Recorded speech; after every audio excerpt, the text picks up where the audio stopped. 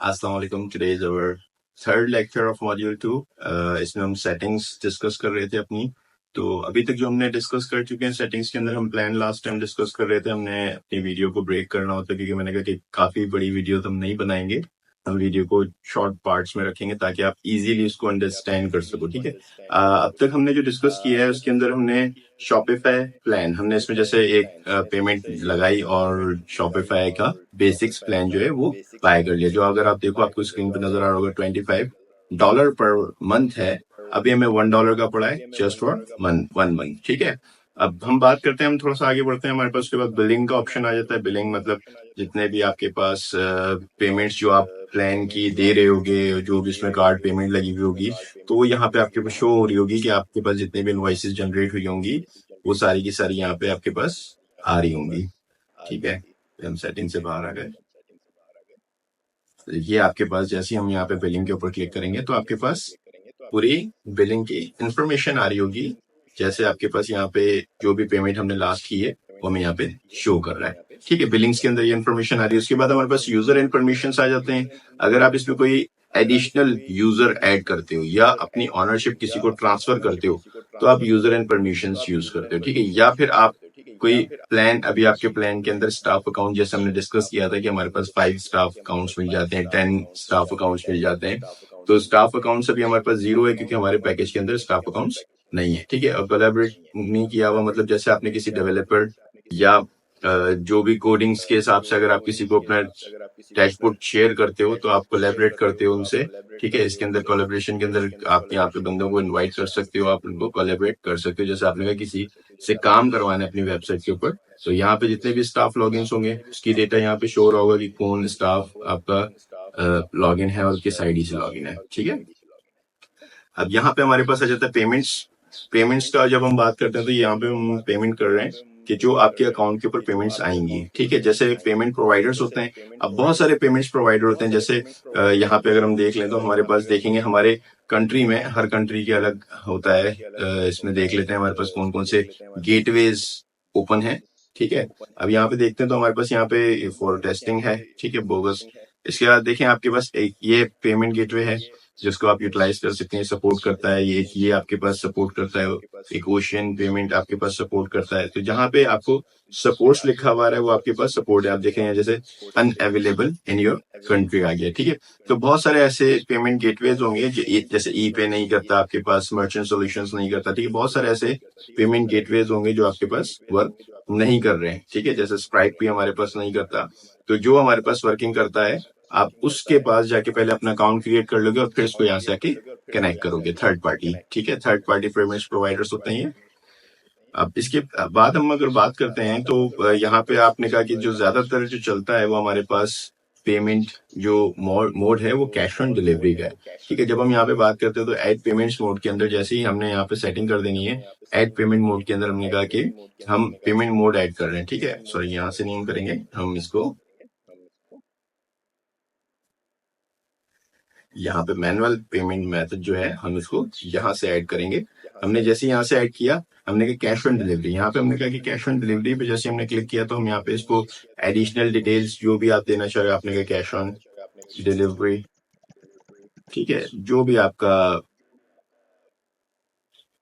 आपका डेटा होगा, आप यहाँ पे जो भी डिटेल्स आपने लिखनी है, कोई इंस्ट्रक्शन देनी है, आप इंस्ट्रक्शन दे सकते हो। यहाँ पे हम जैसे इसको एक्टिव कर देंगे तो आपके पास ये पेमेंट मोड ऐड हो जाएगा। अभी हमारे पास कोई पेमेंट मोड नहीं था, हमने एक पेमेंट मोड ऐड कर दिया। इसके अंदर और भी ऑप्शन होते हैं, बैक डिपॉजिट भी कर सकते हो या कस्टम क्रिएट, जैसे लोग इजी पैसा या जैस कैश के ऊपर पेमेंट रखते हैं, प्री पेड जो पेमेंट्स होती हैं, जो पहले पेमेंट्स ले ली जाती हैं, आप उस तरह की पेमेंट्स के ऑप्शन भी इसमें ऐड कर सकते हो यहाँ से। ठीक है। इसके बाद हमारे पास हम आगे बढ़ते हैं तो हमारे पास पेमेंट्स ये वाला ऑप्शन आपके पास लाजमी होता है। लाजमी आपने करना है कि आपने एक पेमेंट मोड लाजमी डालना है, क्योंकि आप जब पेमेंट चेकआउट पे जाओगे तो चेकआउट के ऊपर अगर आप क्रेडिट कार्ड के थ्रू पेमेंट्स लेना चाह रहे हो तो आपके पास थर्ड पार्टी प्रोवाइडर के अंदर आपके कोई ना कोई पेमेंट मोड ऐड करना पड़ेगा जो आपके पेमेंट को सपोर्ट करता हो।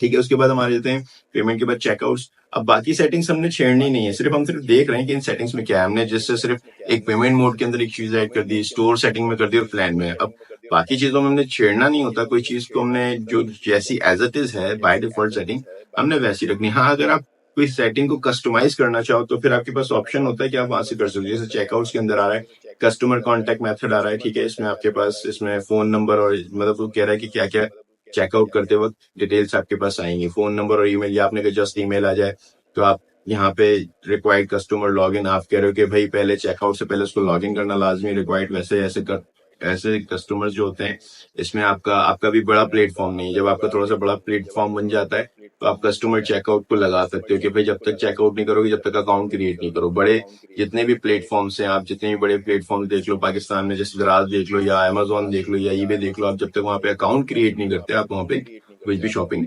नहीं कर सकते। तो ये अभी के ऑप्शंस नहीं है, आप इसको जाके आगे जाके इनेबल कर सकते हो, क्योंकि अभी आपको फ्रिक्वेंट सेल चाहिए होती है। हाँ, अगर आप फ्रिक्वेंट सेल्स की बात नहीं कर रहे तब आप ये ऑप्शन इनेबल कर सकते हो। आपके स्टोर के ऊपर डिपेंड करता है कि आपका स्टोर किस कैटेगरी का है, ठीक है।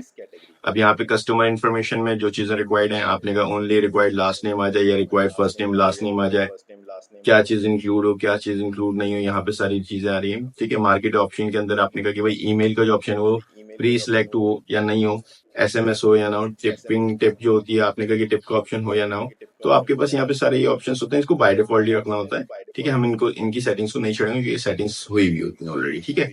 उसके बाद हम बात करते हैं हमारे पास कस्टमर अकाउंट, जितने भी कस्टमर्स होंगे उनके अकाउंट्स यहाँ पे आपके पास शो हो रहे होंगे। अभी तो हमारे पास बिल्कुल जीरो है, ठीक है। और यहाँ पे उसके बाद हमारे पास शिपिंग एंड डिलीवरी आ जाता है। जब शिपिंग एंड डिलीवरी की बात करते हैं तो जितनी भी डिलीवरी यहाँ पे होंगी यहाँ पे आपके पास शो हो रही होंगी। अगर आप कह रहे हो कि शिपिंग ऐड करते हो, आप शिपिंग फीस या शिपिंग प्रोफाइल एक पूरी बनती है। अगर आप कह रहे हो कि वैसे तो जो शिपिंग होती है हमारी कोशिश होती है हम उसको फ्री शिपिंग रखें और अपनी कॉस्ट में ही उस चीज को इंक्लूड कर दें, ठीक है। अगर आप कह रहे हो कि नहीं मैं शिपिंग चार्जेस दूंगा, तो फिर यहाँ पे आप शिपिंग पूरी स्टैब्लिश करते हो, पूरी इसके अंदर शिपिंग का आप ऐड करते हो, जैसे लोकल डिलीवरी, मतलब पूरा सेटअप करते हो कि कहाँ से आएगा, कौन से एरिया से आएगा, कितनी पेमेंट हम चार्ज करेंगे, 200 रुपीज 300 रुपीज जो भी आपका होगा आप यहाँ पे कस्टमाइज बना सकते हो, ठीक है। अब उसके बाद हमारे पास शिपिंग के बाद टैक्स एंड ड्यूटीज आ जाता है, इसको भी हम बाय डिफॉल्ट रखते हैं, इसको भी हम कुछ चेंजिंग करते हैं इसके अंदर। अब जो भी कंट्री होती है उसके अकॉर्डिंग के हिसाब से आपकी टैक्स एंड ड्यूटीज लग रही है। आप पाकिस्तान में तो पाकिस्तान के हिसाब से लगेगी, अगर किसी और कंट्री में हो तो आपकी किसी और कंट्री के हिसाब से आपका ऐड हो जाता है, ठीक है। उसके बाद हम बात करते हैं कस्टमर लोकेशंस की। लोकेशंस भी हम मतलब जहां हम हैं मौजूद हैं वहां की लोकेशन शो कर रहा होगा। अगर आप यहाँ से लोकेशन चेंज करते हो, आपने कहनी मैं किसी और कंट्री की स्टोर के ऊपर काम कर रहा हूँ, तो आप यहाँ से लोकेशन चेंज कर सकते हो, ठीक है। अब यहाँ से हम आते हैं और नीचे, तो जैसे हम टिकटॉक के अकाउंट्स को लॉगिन कर रहे होते हैं, हमारे पास लॉगिन है तो लोग यहाँ से आके कंट्री चेंज करते हैं और फिर उसको कनेक्ट करते हैं, ठीक है। गिफ्ट कार्ड्स अगर आपने रखा है तो आप गिफ्ट कार्ड की सेटिंग कर सकते हो कि भाई गिफ्ट कार्ड एक्सपायर हो नहीं हो, या आगे जाके आप इस ऑप्शन को भी यूटिलाइज कर सकते हो कि आपने कहा मैं गिफ्ट कार्ड्स देना चाह रहा हूँ, कोई कोड है गिफ्ट कार्ड का तो आप गिफ्ट कार्ड्स यूज कर सकते हो। मार्केट्स कौन कौन सी मार्केट्स में आप बेच रहे हो, सेल कर रहे हो, ठीक है। आपने कहा पाकिस्तान मार्केट है और इंटरनेशनल भी है, आपने जो भी मार्केट आप यहाँ पे इनेबल करना चाहो आप इनेबल कर सकते हो। यहाँ पे 208 कंट्रीज के अंदर ये अभी आपकी मार्केट नहीं है, are not in any of your market, ठीक है। अभी आपकी सिर्फ मार्केट कहाँ है, पाकिस्तान के अंदर है, ठीक है, और इंटरनेशनल इनएक्टिव है, सिर्फ पाकिस्तान में एक्टिव है अभी। यहाँ पे आप एक से ज्यादा मार्केट्स भी ओपन कर सकते हो। एप्स एंड सेल्स चैनल ये हम आगे जाके पढ़ेंगे, ठीक है। एप्स एंड सेल्स चैनल क्या होते हैं और किस तरह से एप्स यहाँ पे ऐड होती हैं, इंस्टॉल होती हैं, अभी हमारा ये टॉपिक नहीं है। डोमेन हमारा एक टॉपिक है, ठीक है, इसको हम डिस्कस करते हैं। अभी फिलहाल वीडियो को यहीं तक हम एंड करते हैं, ठीक है। मिलते हैं अगली वीडियो में, अपना ख्याल रखिएगा, अल्लाह हाफिज।